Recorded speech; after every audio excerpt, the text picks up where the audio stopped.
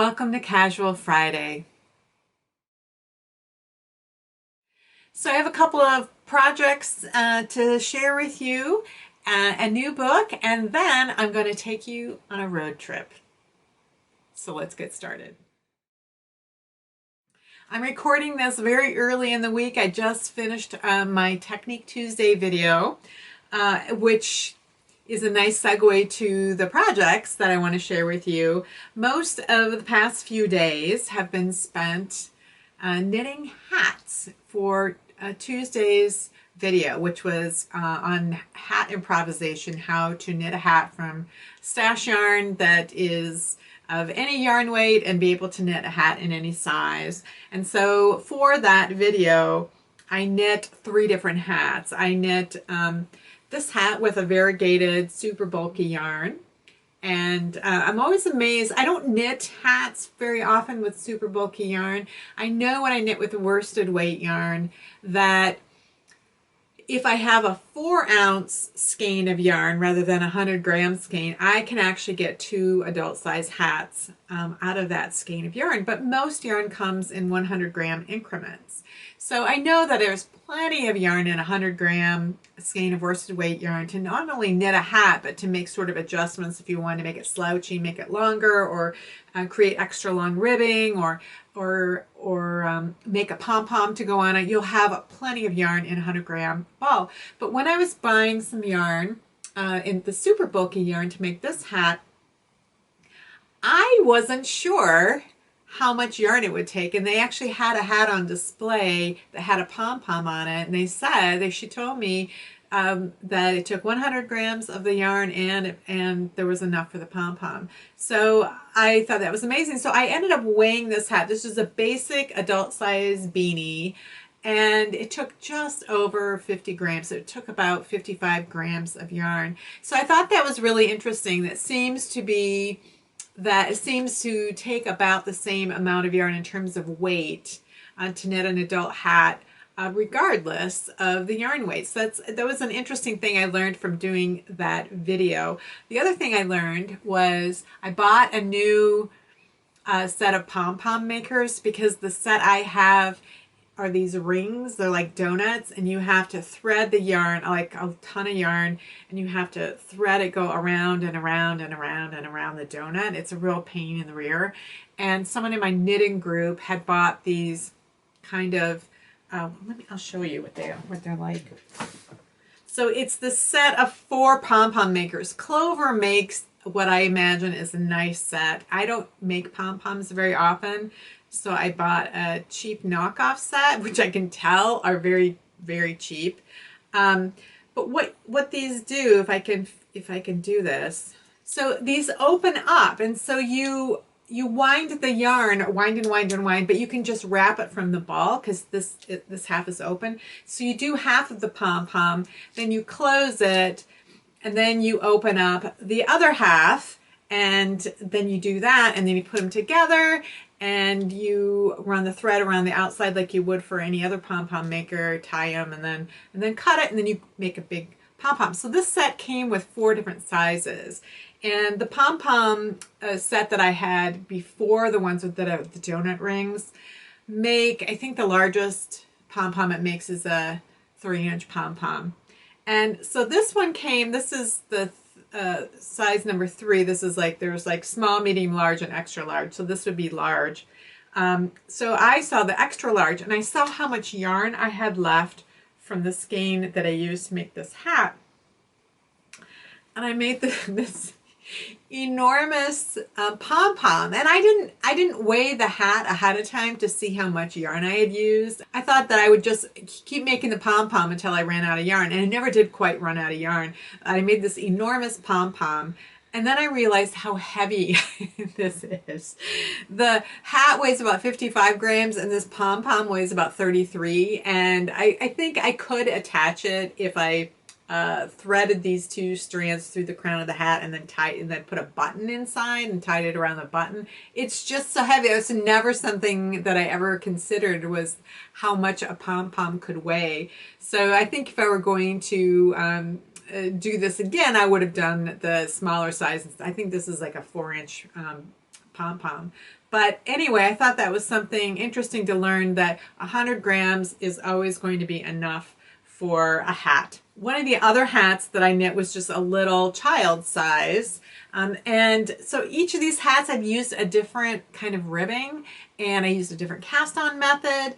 And I made 2 adult hats and then 1 child hat, and then 2 of the hats were worsted weight, and 2 of them, and then there was that super bulky one. So I kind of mixed up how I did them. So the little hat takes less than 50 grams. This probably would fit a toddler-sized child. And then the third hat I knit is one that I actually, either I'm going to wear it or my husband's going to wear it. But we liked having that extra double thickness of the ribbing when you can fold it up. And I think for once I made this long enough. A lot of times I underestimate how much I actually need when I want to have a doubled cuff at the bottom of the hat. So this is what I've mostly been doing this past week, are these hats. Oh, and if you want to check out that video, if you have last minute gifts that you need to make, you can just take a ball of yarn from your stash and then learn the process of just knitting a hat to fit a specific person without needing a pattern. So the other thing that I've been working on is a pair of socks for my daughter who is living in the Netherlands. I had texted her some photos of sock yarn back in, I think it was early November, and I just pulled some yarn out of my stash and put it on the floor and took a picture and sent it to her and said, you see anything here that you like? So she chose this yarn, and then her boyfriend chose another yarn.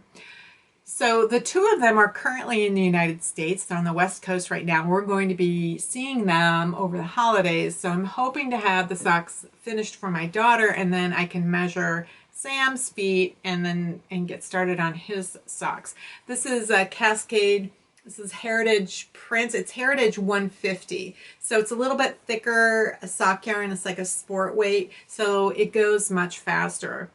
So one of the things that I decided to use, I mentioned last week when I was finishing up my grandnephew's Christmas stocking, that right at the point where I got down to the heel and I was about to place waist yarn for the peasant heel, somebody had asked on Ravelry a question about, could you do an Insta-thought heel? Like if you wanted to do a peasant heel, was it possible to work the peasant heel right away and then move on to working the foot? Or in her case, she was doing toe up and wanted to do the heel and then do the leg. And the reason that she wanted to do that was because she was using some of that Regia Perfect yarn. So she wanted to just keep working through the ball of yarn just like you would for any other pair of socks, just working straight through instead of having to return back to the heel later. And so I thought about it for a little while, and I realized that it's really just a minor adjustment to how I normally would do a peasant heel. So I tried it out on the stocking. I thought, I am absolutely doing this from now on. Oh, so one of the things that came up in that thread when we were talking about how could you do this with the provisional cast on so that you could work the heel first and then work the foot, is somebody brought up the fact that they had seen that type of heel called a plain heel in a particular book. And the book was called The Sock Knitter's Workshop. So I looked up the book, and at this point, I'm not really all that interested normally in buying another How to Knit Socks book. It's just I know enough about them that I don't feel like I need to. But this book, what was different about this book, because I did go ahead and I bought it, is that it was originally written in German and it was translated. And I love me a German knitting book that's been translated. And I even sometimes like German knitting books that haven't been translated. I'll struggle through them because there's something about, and I'm sure this is true for any knitting book from any other country, but when something is outside of your own culture, a lot of times they just have ways of doing things that you're not used to and that are different and ingenious. And I find that over and over again with German knitting, that they often have techniques that I don't find in English in books that were originally written in English. And so I bought this book and I found the plain heel in here. I thought maybe that was just their name for the peasant heel. It's not. They actually explain how to do an afterthought heel or peasant heel in the standard way that we normally would do them. But the plain heel, so what this book does is they talk about the different characteristics of people's feet, that sometimes people have basically flat feet, and sometimes their instep is sort of medium height, and sometimes they have a very high instep, which is what I have. And then they talk about some people have narrow heels, medium heels, and wide heels. And so they go through different types of heels and toes and different parts of socks, and they explain what foot those types of heels are good for. Now, this isn't something that I normally care about. What I care about is, what is the formula for the way that the heel is constructed?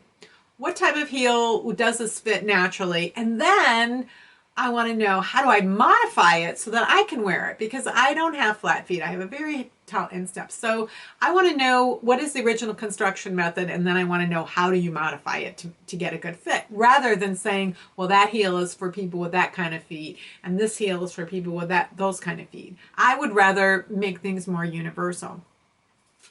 So what's interesting about this is the plain heel is, as I was describing it, where you can work the heel right before you work the foot, and you do it in the same way that you would work a peasant heel, where you're working in the round.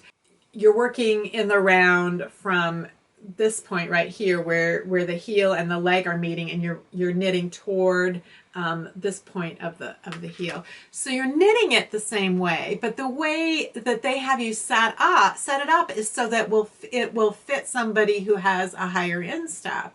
And they do that by doing this provisional cast on, where they add additional stitches. What I love about this is it's just another example of how there are always multiple ways of getting to the same endpoint. A few years ago, I did a series on peasant heels and short row heels, because they're shaped exactly the same. They're constructed very differently, but they're shaped the same.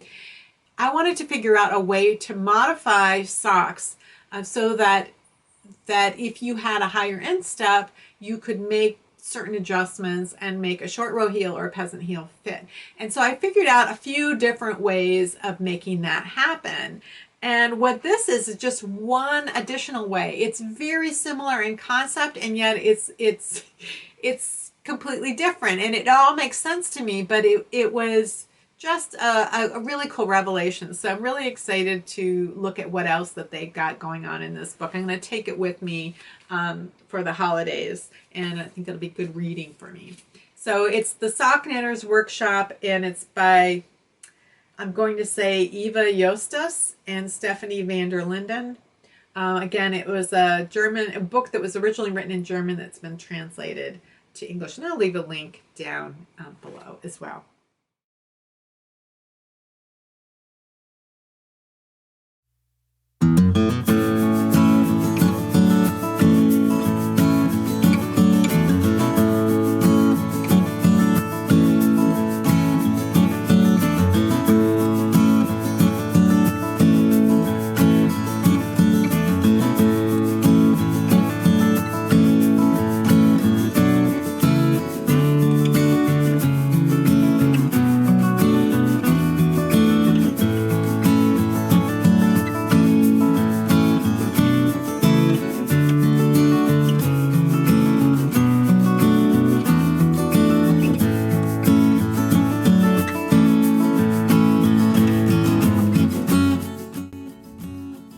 So I'm working on a sock.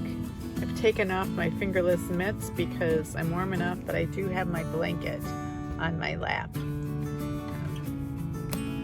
We're at our first stopping point at the supercharger.